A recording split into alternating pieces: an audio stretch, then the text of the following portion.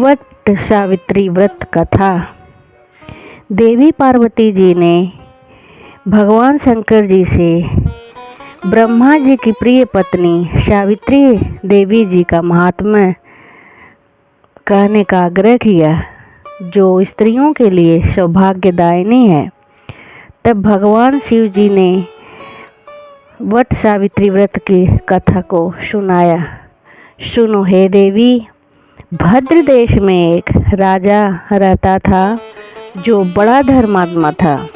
उसका नाम अश्वपति था। धर्मात्मा, क्षमाशील, सत्यवादी होने पर भी राजा संतान रहित था। एक समय वह राजा प्रभास क्षेत्र में यात्रा करते हुए पहुंचा और सावित्री स्थल पर आ गया।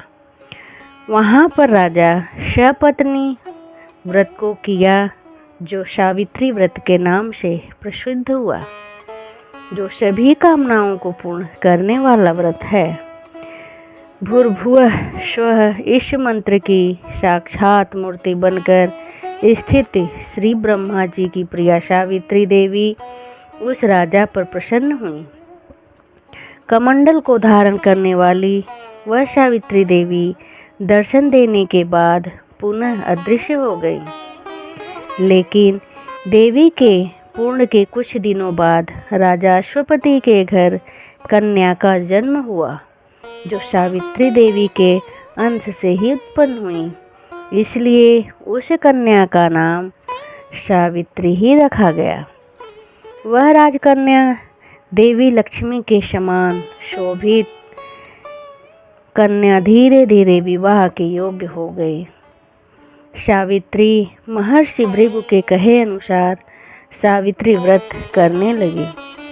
अपनी पुत्री की विवाह करने हेतु राजा ने स्वयं अपनी पुत्री से कहा कि तुम स्वयं ही अपने योग्य वर ढूंढ लो। पिता की आज्ञा पाकर सावित्री अपने मंत्रियों के साथ तपोवन को चली गई। वहां जाकर सब तीर्थों का दर्शन किया। आश्रमों में जाकर मंत्रियों के साथ वृद्धजनों तपस्वियों को प्रणाम किया तथा अपने महल वापस आ गई। वहां नारद देवर्षि को पिताजी के साथ बैठे देखा। नारद जी को प्रणाम किया और जिस कार्य के लिए वन में गई थी वह सारी बात कहने लगी। सावित्री बोली, हे नारद जी, हे पिताश्री, शाल्व देश में धर्मात्मा द्युम्नसेन नाम से विख्यात एक क्षत्रिय राजा है, जो दैव योग से नेत्रहीन हो गए। रुक्मी नामक उनके सामंत ने राजपाट उनका छीन लिया है। वह सपत्नी व पुत्र के साथ वन में रहते हैं। उनका राजपुत्र सत्यवान, जो कि वही मेरा पति है, बहुत धर्मात्मा है। मन से हमने उन्हें ही वर्ण किया है। देवर्षि नारद जी सुनकर सावित्री की बात राजा जी से बोले, हे राजन, सावित्री ने तो बड़ा ही कष्टदायक निर्णय कर डाला है। बाल बुद्धि होने से केवल गुणगान समझकर सत्यवान का वरण कर लिया।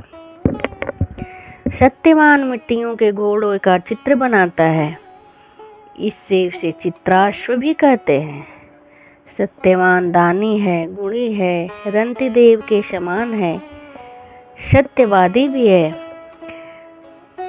राजा ययाति के समान उदार, रूप में अश्विनी कुमार के समान रूपवान, बल में द्युम्नसेन के समान बलवान है।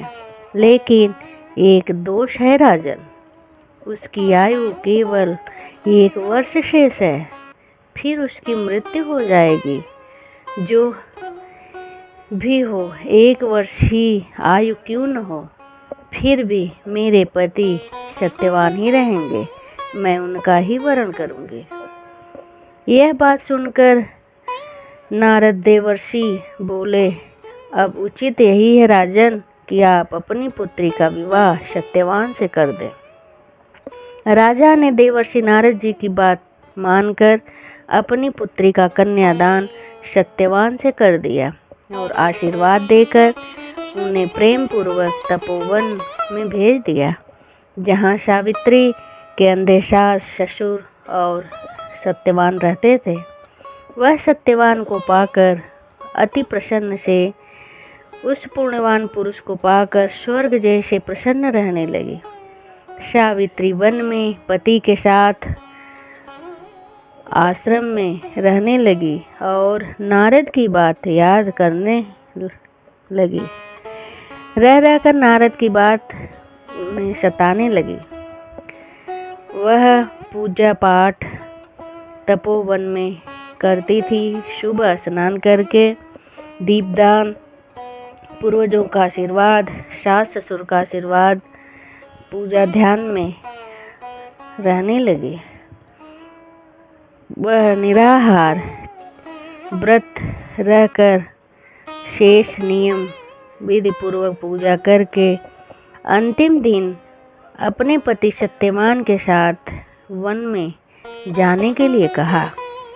सत्यवान बोले, सावित्री आप आश्रम में ही रहें, वन में मेरे साथ कहाँ कहाँ भटकेंगी। लेकिन सावित्री नहीं मानी। वह बोली, नहीं, मुझे भी आपके साथ चलना है आज। नहीं मानी सावित्री तो सत्यवान अपने साथ वन में लिवा के गए। पेड़ पर चढ़कर सत्यवान ने लकड़ियाँ काटना शुरू किया कि तभी उनको सर में दर्द होने लगा और वह सावित्री से बोले, सावित्री मेरे सिर में बहुत दर्द हो रहा है। तब सावित्री ने बोला, हे पति, हे स्वामी, आप पेड़ से नीचे आ जाइए और थोड़ा मेरे गोद में सर रख कर विश्राम कर लीजिए, फिर हम लोग साथ साथ आश्रम चलेंगे। जैसे ही सत्यवान सिर धरकर सावित्री की गोद में सोने लगे कि तभी सावित्री ने देखा कि स्वर्णधारी एक श्याम वर्ण के व्यक्ति सामने आके खड़ा हो गया। सावित्री ने पूछा, हाथ जोड़ा और प्रणाम किया। बोली, महाराज आप कौन हैं? आप अपना परिचय दीजिए। यमराज ने कहा, हम यमराज हैं। तुम्हारे पति की उम्र समाप्त हो गई है, उन्हें मैं लेने आया हूँ। यम जी ने प्राण पास फेंक कर सत्यवान का प्राण लेकर यमपुरी को जाने लगे। तो सावित्री भी यम के पीछे पीछे चल दी। यमराज ने सावित्री को देखा तो बोले, तुम यमपुरी नहीं आ सकती। कोई जीव बिना आयु समाप्त हुए यम मार्ग से नहीं जा सकता। सावित्री ने यम से कहा, हे महाराज, आप मेरे पति को लिवे जा रहे हैं तो मैं यहाँ क्या करूँगी, क्योंकि सब कुछ तो मेरे पति ही हैं। आप उनको अपने साथ लिवा जा रहे हैं तो मैं उनके बिना यहाँ कैसे रहूँगी। सावित्री की मधुर वचनों को सुनकर यमराज बहुत प्रसन्न हुए। बोले कि हे पुत्री, तुम कोई वर हमसे मांग लो, मैं तुमसे बहुत प्रसन्न हूँ। सावित्री तब बोली, मेरे सास ससुर का खोया राज लौटा दे, आँखों की रोशनी और हमें सब पुत्रों का पुत्रवती होने का वरदान दे। यमराज ने वरदान देकर आगे बढ़ने लगे। सावित्री फिर पीछे पीछे चलने लगी। यमराज बोले, सावित्री अब क्यों मेरे पीछे पीछे आ रही हो पुत्री, अब तुम वापस लौट जाओ। देह के साथ कोई भी यमलोक में प्रवेश नहीं कर सकता है। सावित्री ने कहा, महाराज आपका वरदान झूठा साबित हो जाएगा। यमराज बोले, नहीं पुत्री, ऐसा कदापि नहीं हो सकता। मेरा वरदान कभी निष्फल नहीं होगा। सावित्री ने हाथ जोड़कर बोली, हे प्रभु, हे यमराज, आपने मुझे पुत्री बोला और पुत्रवती का वरदान दिया है, पर आप तो मेरे पति को अपने साथ लिए जा रहे हैं, तो भला मैं बिन पति के कैसे पुत्रवती होंगी। यह बात सुनकर यमराज जी ठगे रह गए, लेकिन मन ही मन बहुत प्रसन्न हुए और सावित्री के पतिव्रत पे बहुत गर्वान्वित हुए। बोले, पुत्री, तुमने तो मुझे ठग लिया। यमराज बहुत खुश हुए और सत्यवान को छोड़ दिए। सावित्री को आशीर्वाद देकर वह पुनः यमलोक को लौट गए। सावित्री अपने पति के शरीर के पास आकर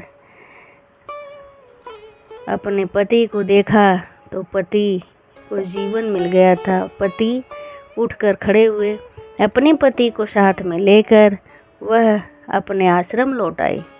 अपने तपोबल से राज्य मिल गया।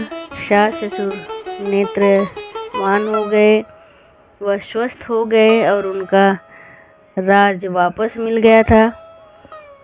सावित्री स्वयं 100 पुत्रों की माता बनी और सत्यवान के साथ खुशी खुशी राजपाट करने लगी। माँ सावित्री व्रत का महिमा, इस व्रत से सावित्री ने अपने पति को पा लिया। तभी से सावित्री व्रत किया जाता है। सावित्री वट व्रत का पूजा शुभ स्नान करके सास ससुर तथा प्रियजनों का आशीर्वाद लेना चाहिए। वट वृक्ष के पास बैठकर पंच देवता का आह्वान करें। 3 कुश और तिल लेकर ब्रह्मा जी और देवी सावित्री का आह्वान करें। ओम नमो ब्राह्मण सह सावित्री इहां गच्छा इह तिष्ठ सुप्रतिष्ठिता भवा। इसके बाद जल, अक्षत, फूल, सिंदूर, तिल, फूल माला, नैवेद्य, पान अर्पित करें। एक आम या अन्य कोई फल लेकर उसके ऊपर से वट वृक्ष पर जल अर्पित करें। यह आम का फल पति को प्रसाद रूप में खिलाना चाहिए। कच्चा सूत लपेटते हुए 7 बार वट वृक्ष की परिक्रमा करें या 108 बार परिक्रमा सर्वोत्तम माना जाता है। इस व्रत का पारण करने वाले काले चने से करना चाहिए, क्योंकि काले चने से ही सावित्री को उसके पति के प्राण मिले थे। सुहागिन स्त्रियों को पूरा श्रृंगार करके पूजा करना चाहिए। बोलो सावित्री माँ की जय।